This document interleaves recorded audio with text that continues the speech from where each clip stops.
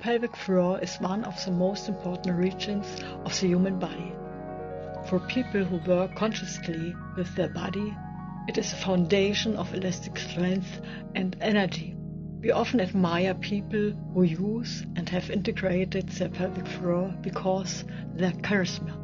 At the same time, the pelvic floor is a taboo zone for most cultures, because it is somewhere down there. If it were at the elbow, it would be no big deal, but people often talk around it.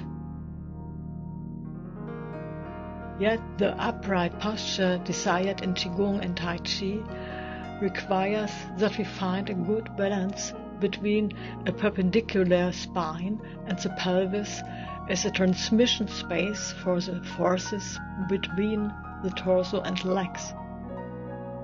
The pelvic floor plays a central role in this. If it is not conscious or slack, the whole structure sags downwards, and the sacroiliac joint can become painfully blocked. Rotational movements from the central thus become increasingly difficult, not to mention the effects on energetic work. But how can we tap into these important muscle layers? We will let our experts have their say in a moment. Let's first take a look at the pelvic floor structure.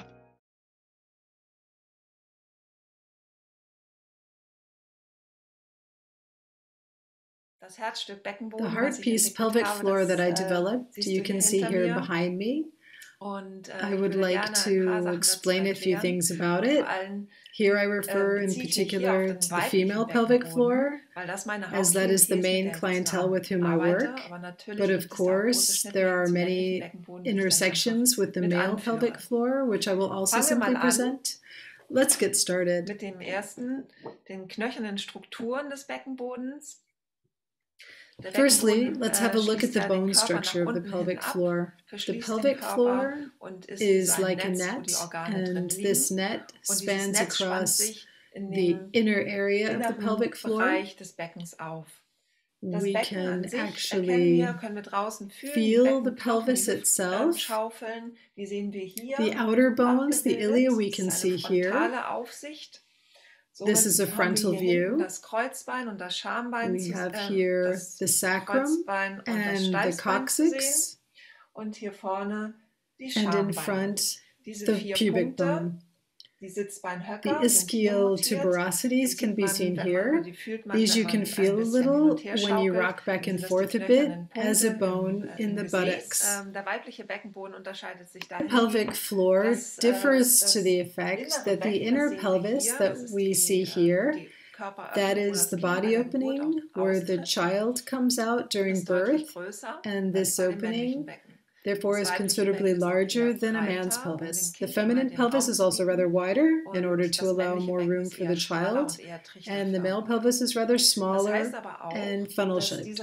But that also means that this area where the pelvic floor spans is with men considerably smaller and compactor.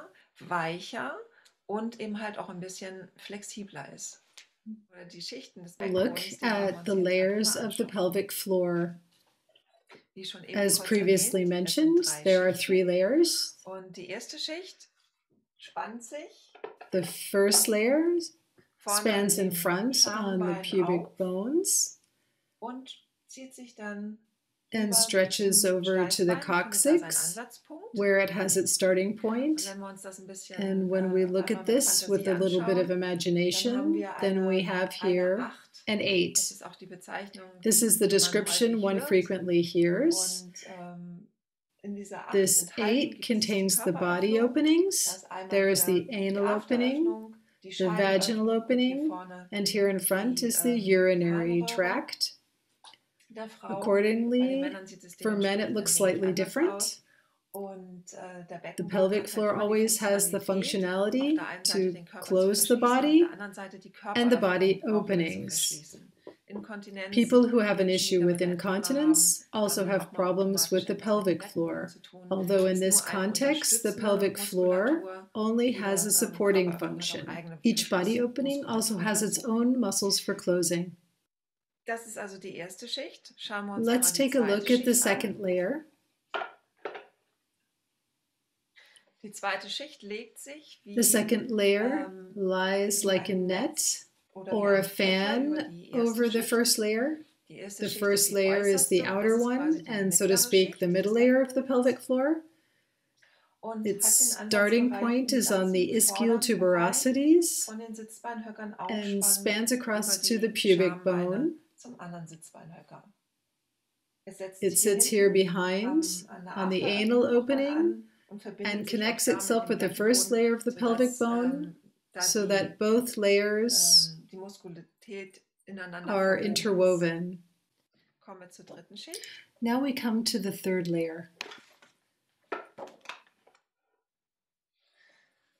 That is the innermost layer and the largest layer of muscle, and closes the complete pelvis and interconnects with the other two layers. It leaves here a gap to the other layers of muscle. It is naturally not empty. There are structures of tissue, the so-called fascia. Much research has already been carried out on this, and we know that fascia is the tissue and information path for muscles and nerves. And as connected as this pelvic floor now is, it is comparable to the weave of a basket.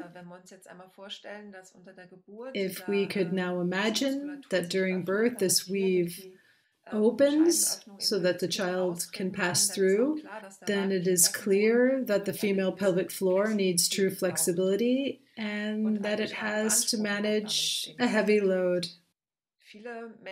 Many people have pelvic floor issues without knowing it. It is common to link it to women due to birth issues. But what is frequently forgotten is that when specific and unspecific back pain occurs in the lower back, it doesn't matter whether men or women, the muscle area in the pelvic floor mainly has too much tension. And when this muscle has too much tension, the structure of the pelvis changes. Then a small misalignment arises, which can reflect on the lower back, so that training for the pelvic floor for men and women can be equally important. How can this be done? Firstly, it is important to get a feeling for where the pelvic floor sits. That can easily be done when you take a rolled up towel and sit on it and simply imagine you are plucking. And this plucking movement, which is sometimes very fine, can be weakened or strengthened. That would be a first awareness exercise for the pelvic floor. The pelvic floor is very individual. There are certain body sizes which give a clue how this muscle, which one can't see, looks like. The first idea that I can give in order to know the size of your pelvic floor is when you put your hands together and make a bowl, then this is roughly the size of the pelvic floor. If you want to imagine how thick your pelvic bone is, then I invite you to feel with your thumb and pointer finger here on the thumb joint. This will give you an idea how thick the pelvic floor is. Then you may have already determined that it is really not so much, and yet this muscle layer does such a great job.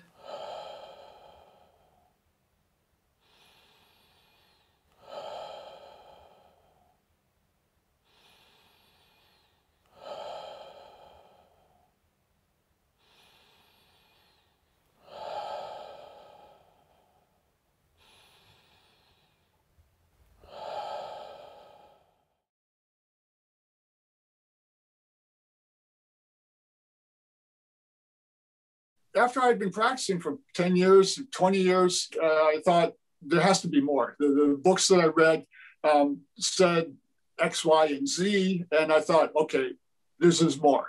And so I started looking, I started researching, and when I did this, I stumbled upon new teachers and new friends, people who had the same ideas, that were looking for the same answers to the same questions. And I started working with them, and it just took me on a completely different path. And part of that path and that practice was working with the pelvis, because they talk about moving from the center. And the feeling of moving from the center that I had with my kind of customary way of moving really wasn't what they were talking about. And I learned later that there's a different quality of movement. And to be able to get that really requires working not only the whole body, which of course is very important, but the pelvic floor is just absolutely critical. And that's how I got into working the pelvic floor. It's just how do I say, like a gateway. I can work other parts of the body, work around the pelvis, different parts, but it really was the pelvic floor that, I say, put me in touch in a deeper, more sensitive way to how the pelvis worked, and what the kind of central role it plays in this kind of they say a pelvic centered movement, or they say move from the dantian, right? It just became very central to the practice, and I don't think that working the pelvic floor is something that you have to do like forever and ever. But I think it's certainly a stage that someone who wants to try to get to a higher level, it's a stage, at least us Westerners who start when we're adults. Maybe if you start as a child, your body is supple and tender, and you can learn these great lessons when you're young and build them into your system when you're young. But if we come to it as an adult, we've already got a lot of habits and bad habits, posture habits, tensions, traumas, physical injuries, all kinds of awful things that we have to undo to free up our bodies to be able to get into the state that these old masters talked about. And the pelvic floor, working the pelvic floor, is just critical for getting to that. That's why I think it's so important. I was at one seminar, and the teacher said, "No, don't stand with your legs further apart, just round the crotch." And I'm so confused. So I did some research, and I'm looking, and I found the answer in Chinese culture. You know how the yin-yang symbol looks. It's round. It's not square. It's not some other shape. And so there's something about round in Chinese culture. So I looked deeper and found that it has a lot of different meanings, but it has the same essential meaning. It refers to like integrity, harmony, completeness, wholeness, relationship. Everything is connected. And so in American culture and language, American English language, we don't have this sense of roundness like China has. And I don't know how it works in your language, in your culture either, if round has the same meaning that it does in China. And so I had to make a kind of a cultural or language translation. How do I interpret round in American English? And the word that is best for me is just the word connection. And so I think of round being the same as just connection. So round the crotch, connect the crotch. What does connect the crotch mean? You know, if you look at a body, you know, assuming we all have healthy bodies, our legs are connected to the pelvis, our torso is connected to the pelvis, we're all connected. So what are they talking about? Connect the crotch, around the crotch. There has to be something else, because it's not logical. I'm already connected. What else is there to connect? So there's something else going on. And that's exactly the right question to ask. What do they mean? Pursue that question and find that it's referring to it's referring to a different quality of movement than our everyday movement. And so this sense of roundness, completeness, rounding the crotch, connecting the crotch, has to do with connecting the legs through the pelvis, through the torso, so that there's a continuous dynamic movement of energy and nothing is getting blocked along the way.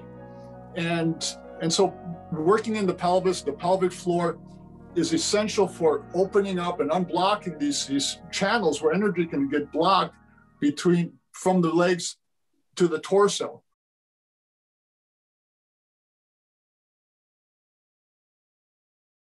The other really important thing to know is when we breathe together with our pelvic floor, when we move our pelvic floor with our natural breath, it massages all the internal organs.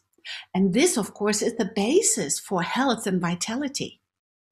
And in terms of structure, in terms of fascia and connective tissue, is the pelvic floor connected with all our organs. And knowing about qi and energy flow, you know that with the movement of the pelvic floor, you enable the energy flow through all the fascia that extending up into our body. Meaning the three spaces we find balanced in our triple warmer, which are addressed in our Chinese view of energy flow in the body, are being balanced by moving the pelvic floor. Now you can use specifically the movement of the pelvic floor, which is, of course, also connected with our gluteus, that connects at our sitting bones, the butt muscle, and the muscles of our inner thighs are also connecting at the sitting bone. So all this playing together in relaxation will only then enable us to stand in the Qigong stand without muscle tension. So it all boils down to the relaxation of the muscles, the right alignment of the posture. Because when you're young, you can basically compensate, even with a tight buttocks and tight muscles, you can still stand, but it will use up energy. And when you get older, this will show. You cannot stand long if you use muscles that are tense, or if you use the power of your muscles only to stand. So the real Qigong stand is the ability to guide the energy from heaven and earth, of course, through our connective tissue in the correct alignment of our tendon power. Of course, that is a very important part too, with very, very little muscle engagement.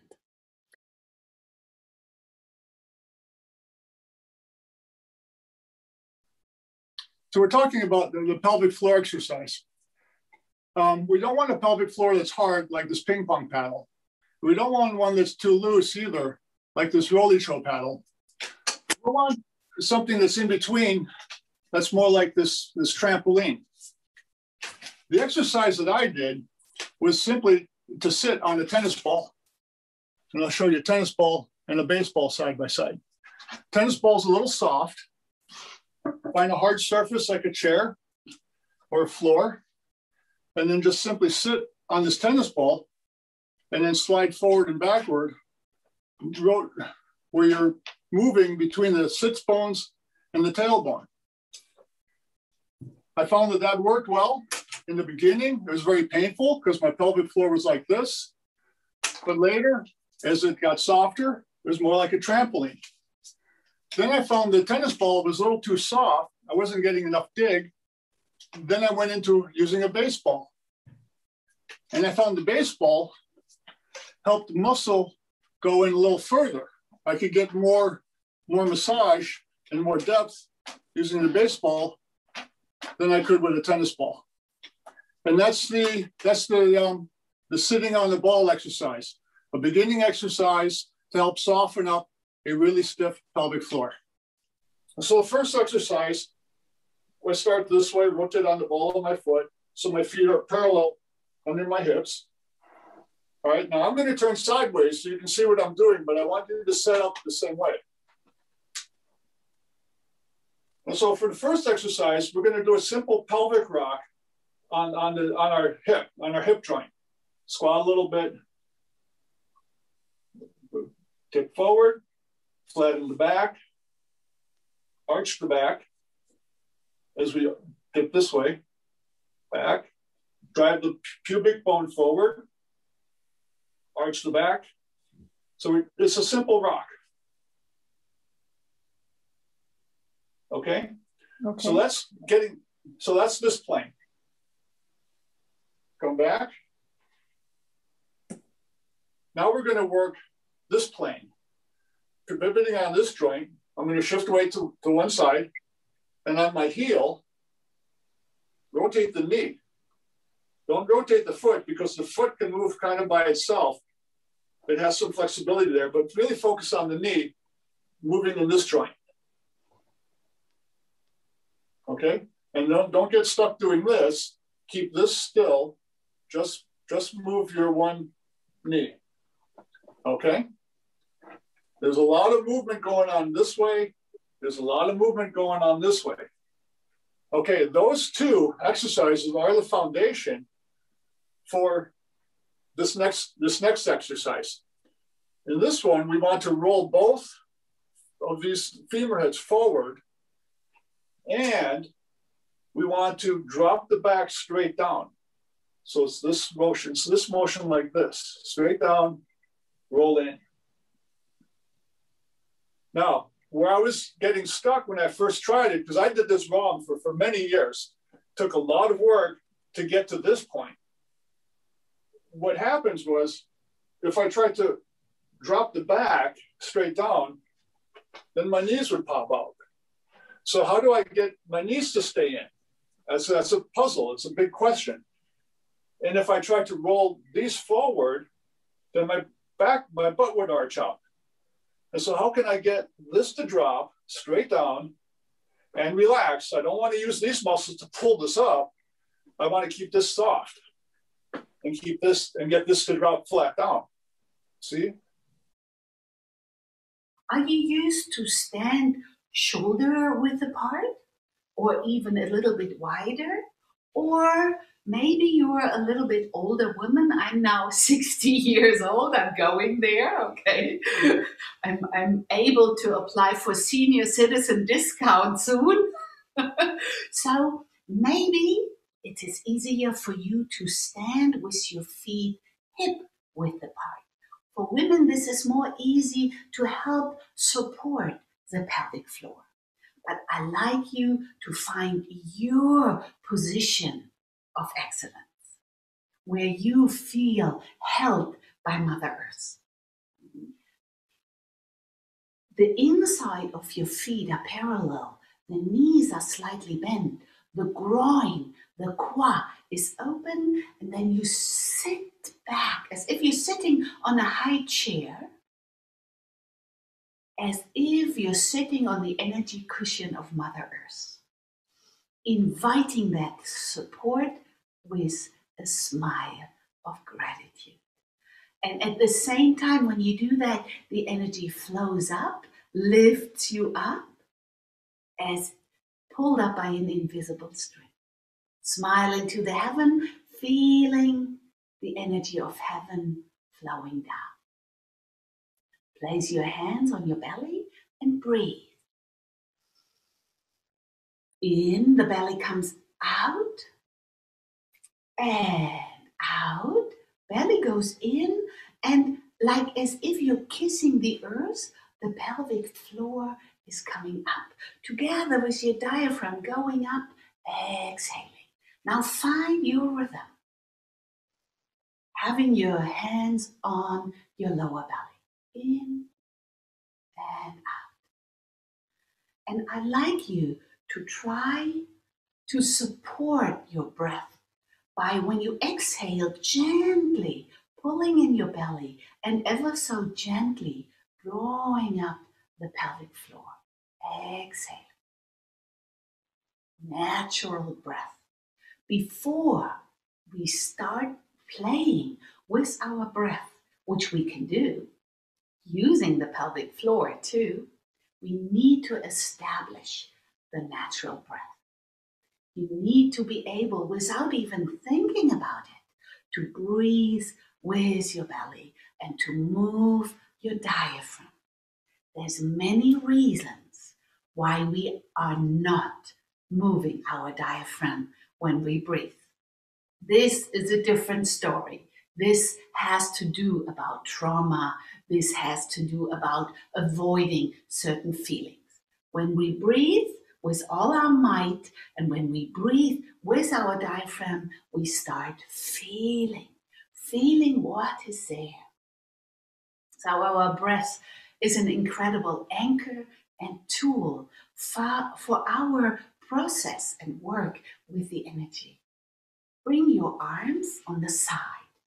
And now we move into what I call the earth relationship Qigong. Now, when you inhale, you sink into the earth. And when you exhale, you push your feet into the ground and bring your belly in and the pelvic floor up, growing like a lotus from the mud. Find your rhythm.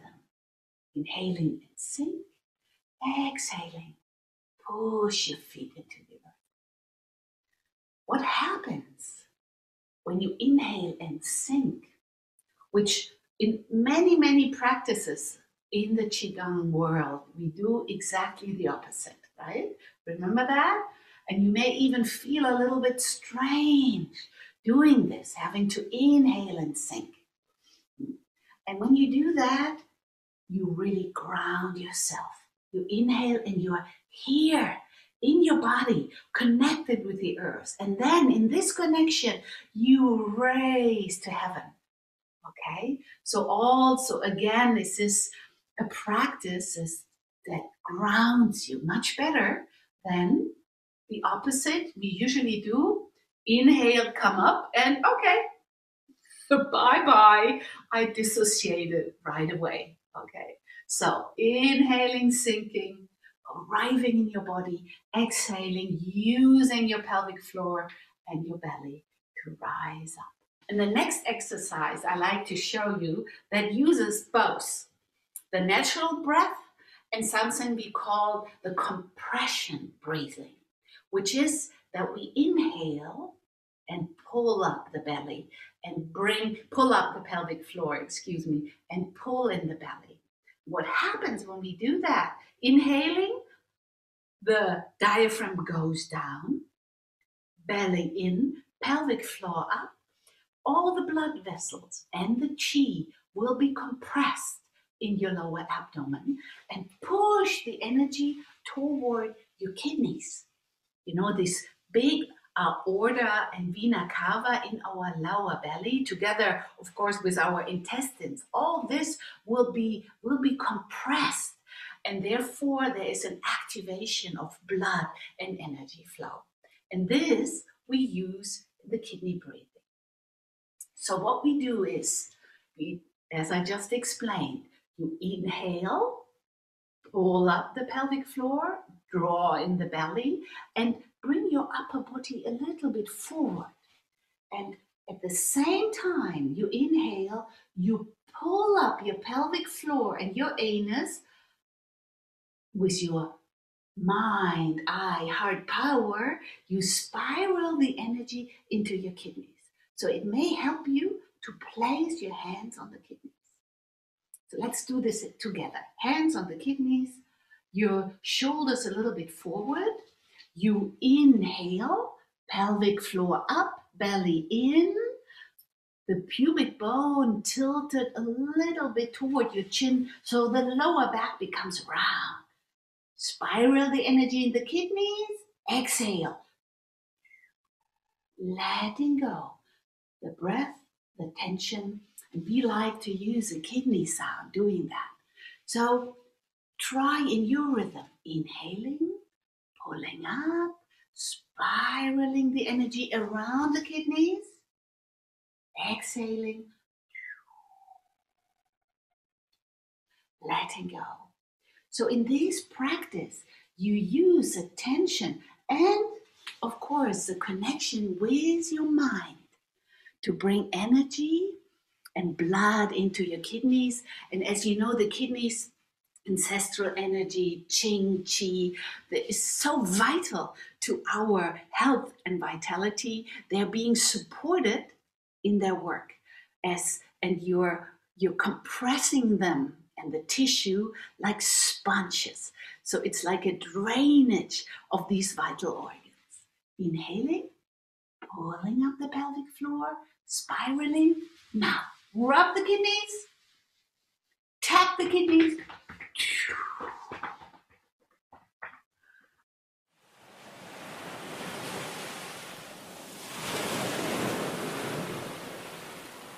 I'd like to tell you a little story, kind of a metaphor about my experience learning.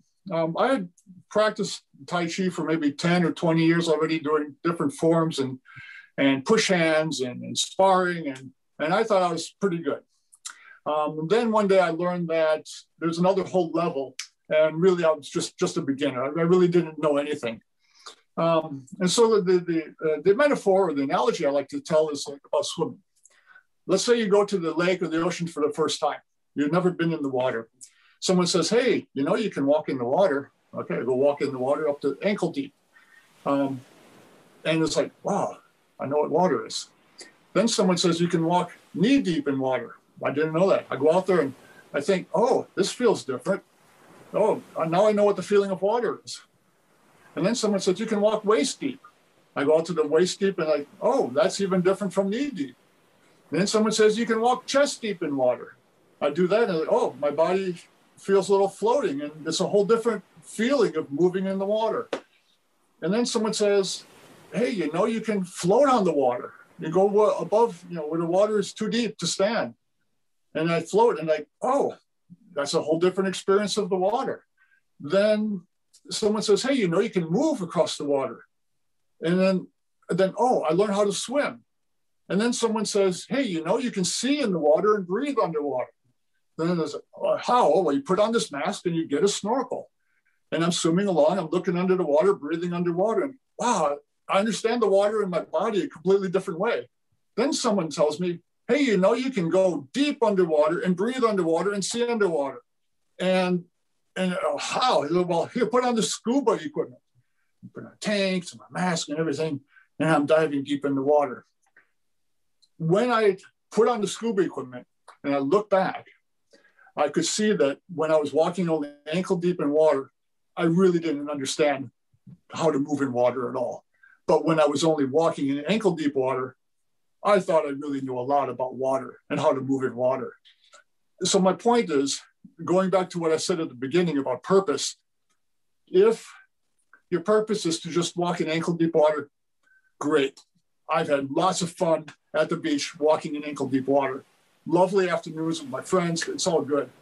But if you really want to go deeper and really understand what's behind the words, the deeper meaning of the words that those old masters wrote about, you got to figure out how to get onto that train that's taking you into the scuba lessons and getting deep into the water. That's where I'm at right now. I think I'm only in knee-deep water right now, but I've seen enough and I've practiced enough that I recognize how little I actually know and how much more I've got to practice and develop. So happy practicing, everyone. Keep at it. You'll get where you want to go. Cheers. The pelvic floor is like a net. The muscle area in the pelvic floor mainly has too much tension. But I think it's certainly a stage that we have to undo to free up our bodies to be able to get into the state that these old masters talked about. In German, we would say, sei nicht arsch verspannt. No Qigong without our perineum, without our pelvic floor.